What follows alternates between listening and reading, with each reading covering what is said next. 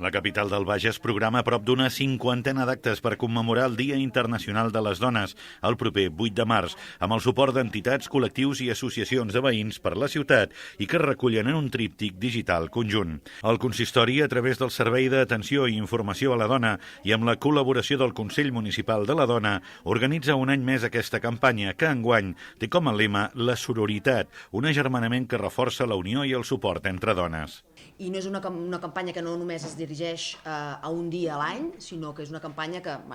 es fan actes gairebé durant un mes. Nosaltres sempre expliquem que nosaltres no treballem per la dona i pels drets de la dona el dia del 8 de març, sinó que treballem per la dona els 365 dies de l'any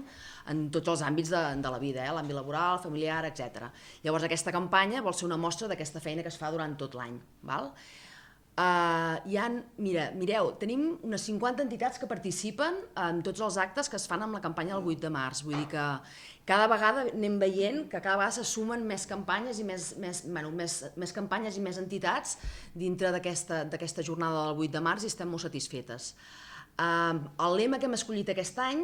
suposo que també és per això, per aquesta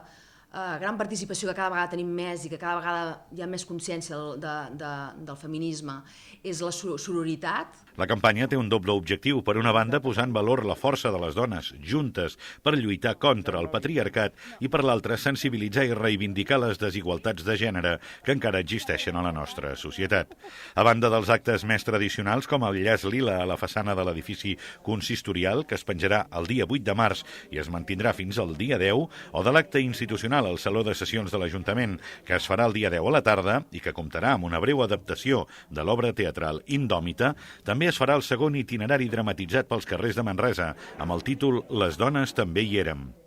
I aquest any també, el cap de setmana del dia 8, el 7 de març concretament, tornem a repetir, fem un segon itinerari teatralitzat, dramatitzat,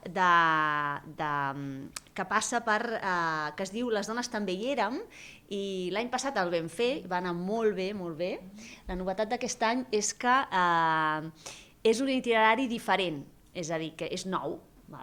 Continuem fent itinerari, però un altre espai de Manresa, parlarem del moviment obrer, per tant, sempre dedicat a la dona, sempre dedicat a aquest moviment de dona que ha tirat endavant, aquestes dones anònimes que han format part de la història de Manresa i que les fem visibles en aquest